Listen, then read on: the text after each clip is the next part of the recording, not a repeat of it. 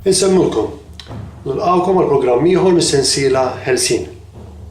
L-Ewropa qed narawha titkisser bil-mod quddiem għajnejna. Għaldaqstant, xorta waħda hawn eluf ta' nies li tant huma aljenati bil-ħajja maġra ta' kuljum li ma jafux x'qed jiġri minn wara l-kwinti u kif pereżempju l-Unjoni Ewropea qed taffettwalhom negattivament ħajjithom. Qegħdin jafdaw blama li l-politikanti qrib tagħhom u jemmnu biss dak li jaraw fuq televiżjoni tal-partit favorit tagħhom, anki jekk din l-informazzjoni tkun storta jew falsa. Dan jiġri għaliex propju ma jafux kemm qed jiġu ngannati minn dawk li huma tant jafdaw. Jafdaw bajnejhom magħluqa għaliex forsi l-ġenituri tagħhom fi żmien meta vera kellna politikanti bistoffa li jaqbżu għall-pajjiż kienu jagħmlu hekk huma wkoll. Infatti ħafna minnkom tant huma aljenati fuq elf ħaġa li din is-sistema marrita derritkom biha li għalqas biss għandkom il-ħin jew paċenzja li tagħmlu ftit riċerka sabiex tiċċekkjaw jekk dak li qed jingħad lilkom minn fuq il-mezz tax-xandir hux vera jew fals. Mid-dar għax-xogħol u mix-xogħol għad-dar. L-għada l-istess, forsi b'xi pawża żgħira għall-ikel, mużew, xi klassi balet jew futbol, ftit television u raqta. Ovvjament, xi ħaġa żgħira xi kultant mal-familja jew ħbieb, xi festa tar-raħal jew xi fixkun birra, waqt li nsegwu logħba futbol. Iżda sehem naslu. Sa dan it-tant id-dinja li qed ngħixu fiha tinsab f'xifer kollass ekonomiku, soċjali u anke militari. Jista' jkun li forsi naħsbu li għaliex qegħdin ngħixu fuq gżira żgħira maqtuha mill-kontinent Ewropew permezz tal-baħar, allura aħna intokkabbli ma jista' jweġġana jew jolqotna ħadd. Jekk vera naħsbu hekk, qegħdin nitqu bina nfusna. Iċ-ċansijiet ta' kaos soċjali, ekonomiku u anki gwerra mondjali huma reali ħafna f'dan il-mument. F'dawn iż-żminijiet fejn it-teknoloġija hija kbira u wiesa u fejn l-armi saru ta' tip nukleari, ħadd u mkien huwa safe. Ir-realtà perikoluża hija li gwerra nukleari bejn l-Amerika, in-NATO u r-Russja u ċ-Ċina tista' teqret l-umanità kif nafuha. Bi gwerra nukleari ħadd ma jgħix ħlief il-wurdien. Għalhekk nisħaq li l-akbar problema li jkollu kwalinkwe pajjiż li jixtieq javvanza hija l-mentalità u l-edukazzjoni tal-poplu tiegħu stess. Jekk poplu jkun misinformat, beżan, moħħmieti fuq il-merijiet u saħansitra jadur għall folozz taħt forma ta' politikanti, flus, possessjonijiet materjali u anki reliġjoni indottrinata, dak il-poplu psikoloġikament ikun dajjef u jkollu limitazzjonijiet kbar sabiex isolvi problemi f'mumenti ta' kriżi. Anqas biss ikollu kapaċità li jifhem il-periklu ta' sitwazzjoni li jkun qiegħed jgħix fiha.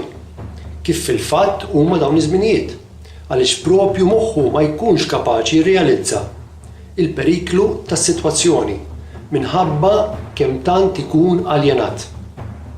Meta fil-fatt imbagħad jinduna kemm kien qiegħed jiġi migdum, mqarrab u jsib ruħu fil-periklu u jkun qed jinjora u li nnega huwa stess, forsi dak iż-żmien ikun tard wisq. X'forsi tifhmu aħjar x'qed ngħid. Ser insemmi każ partikolari li forsi ħafna minnkom familjari miegħu. Fl-1996 ħareġ il-film bl-isem The Truman Show. Dan il-film li bħala attur prinċipali kellu lil Jim Carrey huwa bbażat fuq il-karattru ta' raġel normali bl-isem ta' Truman li kien imwieled u jgħix mingħajr ma jaf fuq set ta' televiżjoni enormi. Dawk li hemm madwaru fuq set huma kollha atturi. Id-dinja li huwa qed jgħix fiha li minn xkunitu jaħseb li hija reali tkun biss parti minn show televiżiv. Fl-istorja naraw kif Truman li jkun qed jgħix f'dinja falsa tant ikun imdawwar b'aljenazzjonijiet li anqas biss jinduna bihom li fil-realtà jkunu moħbija kollha minnu.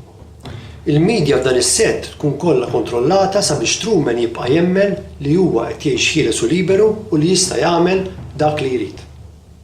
Saħansitra anki l-mara u l-akbar ħabib tiegħu li Truman ikun tant jafda ikunu biss atturi.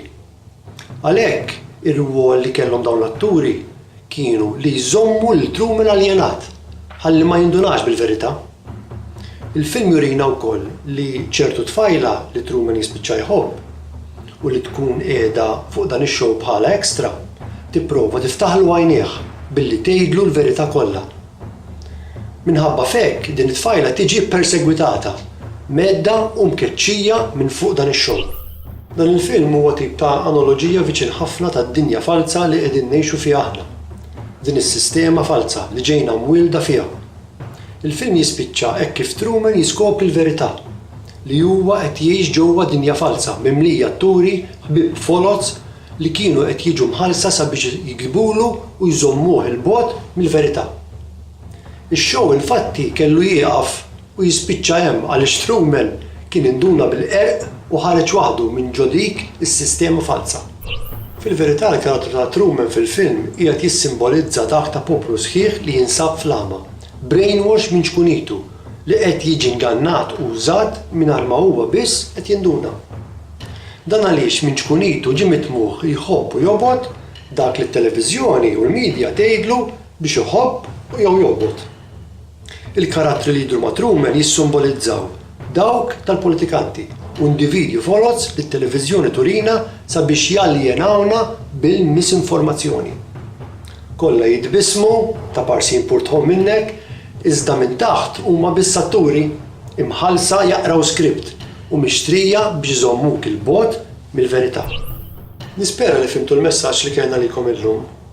Jekk ma tippruvawx tfittxu l-verità sejrin tibqgħu maqfula jew sistema marida fejn in-negozjanti l-kbar jixtru l-poter minn il-politikanti li mbagħad dawn jippretendu li qegħdin imexxu huma, jitbissmu lilek minn quddiem u jitmejlu bik minn wara. Sa dan it-tant int qed tibqa' taċċetta dan kollu bil-vot tiegħek lilhom. Però jekk vera tridu, intom ukoll tistgħu issibu l-verità u toħorġu minn din is-sistema falsa li daħlukom fiha u li ma tħallu l-ħadd aktar jinqeda bikom. U għallum se jkunu nifqu hawn. Nispera l-programm tal-lum kien ta' informazzjoni sewja għalikom, sakemm nerġgħu niltaqgħu jien Robert Henry Buġejja nsemmilkom.